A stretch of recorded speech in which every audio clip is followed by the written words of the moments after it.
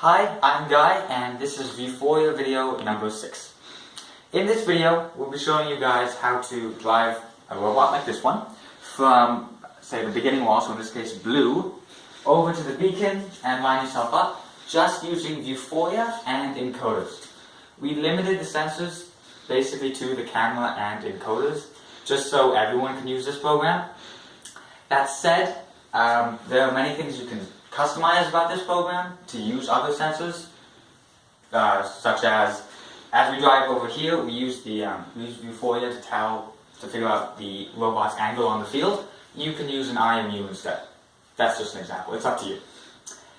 Okay, so to begin with, we'll just show you a quick run of our program, and then Alec will explain how the program code actually works. Okay, so if you just zoom in here, hopefully you can see. What's very important is that we have the image within the camera view already. That's just how our program has been designed, and that's just very important.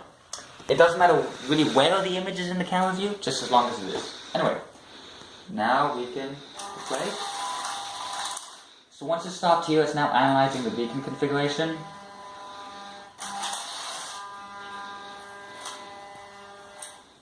And there we go. Okay, so now that we've seen the robot in action, let's go over how to actually write the code. So first of all, we're just going to start with the VuforiaOp class that we created after the 4th video. So that already has all the initialization for Vuforia and whatnot. But the first thing is now we actually have a real robot, so we're going to need to make the robot. Hardware map.dcmotor.get drive_r.set direction reverse and drive_r.set mode stop and reset encoder, then DC motor drive L equals hardware map.dcmotor.get drive L dot set mode stop and reset encoder. There we go. So now one other additional thing we are going to need to do for Vuforia is actually create what we're listening for. So this is a VuforiaTrackableDefaultListener. We're going to use the wheels. So let's say wheels equals beacons.get 0, not -0, just 0. Dot get listener. That listener needs to be cast. And there we go. So now we're ready to actually start. So first things first is Vuforia can't see the image from all the way across the field. It doesn't have that kind of range. So the first thing we need to do is just get the robot to start driving forward until it sees Vuforia. So I'm just going to change the run mode here so that I can just set a power. Drive L set power. Whoops. Set power 0.2. Drive R dot set power 0.2.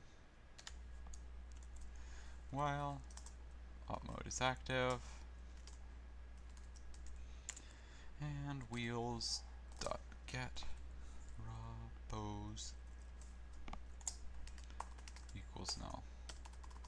So basically we're saying we can't see anything, so we're just going to continue to drive forward. Once it sees something, it'll exit out of this loop, and then we'll get the robot to stop. This is the point at which you should analyze the beacon, at least if you want to do it the way we're doing it. But that will be in the next video, so I'm just going to leave a nice comment, analyze beacon here, and then we'll move on. So in the description of this video, I've left 2 methods. I have them in Word because the video hasn't been made yet, but anyway, go to the description of the methods and copy those and paste those in now. So there are two. We're going to go ahead and use, I guess it's actually the second one. Say VectorF angles equals anglesFromTarget, and we'll pass it the image that we want our angle from. In this case, the angle is from the wheels. And the VectorF is just an object that contains 3 data points, x, y, and z. So it'll be our angle x, angle y, angle z. Now we're going to make another VectorF trans. So this is our translation on the field. Equals trans equals navOffWall, so the other method. And we're going to say wheels.getPose.get translation Math.2degrees angles.get 0, which is x, minus 90. And then this vector is where we want to be off the wall, x, y, z. So, or our change to be x, y, z. So we want to be 50 centimeters away from the wall, but with no z side-to-side change, which makes sense. Obviously, if you want to go side to side, then change the third z parameter. So now we're going to determine which way we need to turn to face so that we're pointing right at the beacon. Trans.get 0, which is x, is greater than 0. So if it's positive, we're going to turn to the right. We're using anti-mark 20s, that's why the motor power is so low.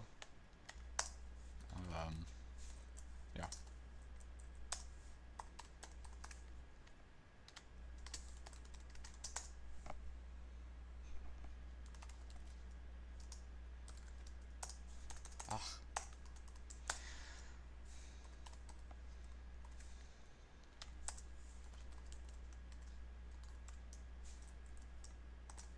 Now we'll set power 2% in the other direction.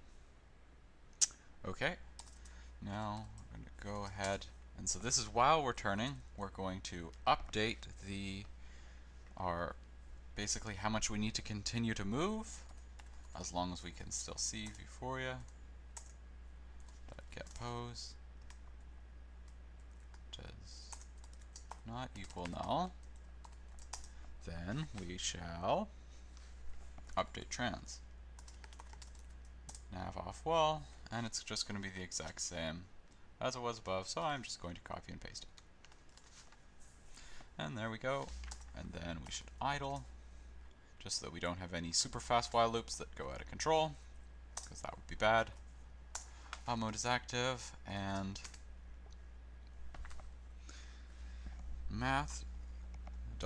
so the absolute value, math.abs of trans.get 0, so the x is greater than 30. Okay, then once we've made it there, stop.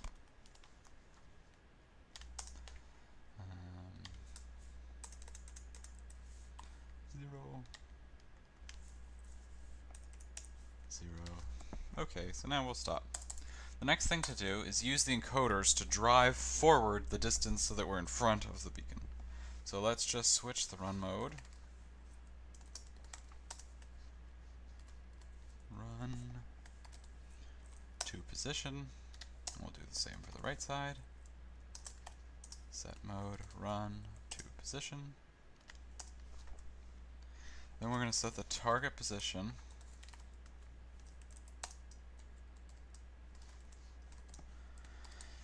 So we're just going to get the current position. Get current position plus math.hypots, the hypotenuse of the x and of the z is 2.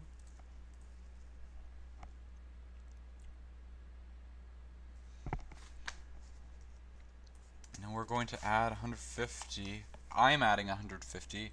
That's just from our robot because the center of turning is 15 centimeters off from the center of the phone. This number will definitely change based on your robot. Then we're going to divide. Then you have to divide it by your wheel circumference. So that's 409.252, or sorry, 575 millimeters for our robot, and then multiply it by the number of ticks per rotation. We're using AndyMark 20, so it's 560. If you're using AndyMark 40s, which you are more likely to be doing so, then it is 1120. So let's just set the right side. The only thing that's different is that we're using the right motor. Okay, so that's good. Set the power. Whoops.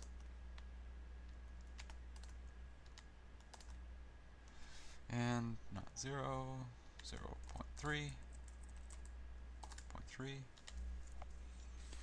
And then we'll wait while up mode is active and drive R is busy and drive L, or sorry, drive L is busy and drive R is busy.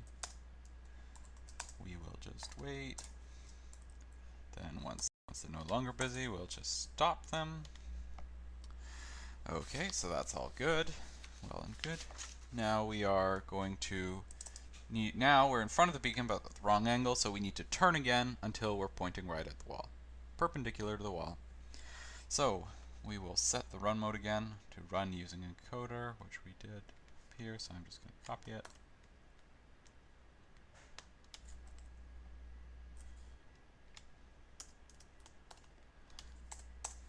There we go. So run using encoder. Then while mode is active and wheels.getPose equals null, or Math.abs wheels.getPose.getTranslation.get 0, which is the x, is greater than 10. So if we can't see it, so if we're at an angle such that that we can't see it at all, it's going to be null. So if wheels does not equal null, then we're going to actually look at it. If it is null, then we will just turn. Whoops.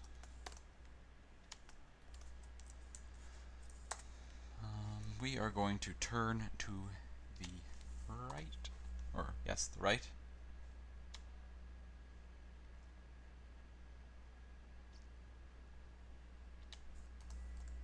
Pose, that should be. Okay, so now inside here we're going to say if this number here, wheels.getPose.getTranslation.get 0 is positive, then we are going to turn in the same way as we did down below. Oops. Otherwise, meaning it's negative, we are going to turn in the opposite way. This just means that if you overshoot slightly, the robot will correct for itself. Kind of a nice feature to have. Doesn't make a huge difference. So now once we've turned, we're just going to set the power to be 0. Stop.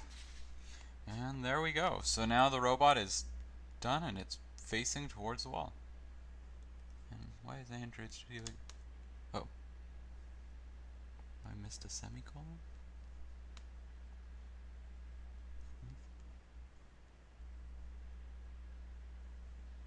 Android Studio seems annoyed. Why? Oops. I missed a semicolon. Don't miss your semicolons. Anyway, thank you for watching, and if you have any questions, be sure to leave them in the comments below.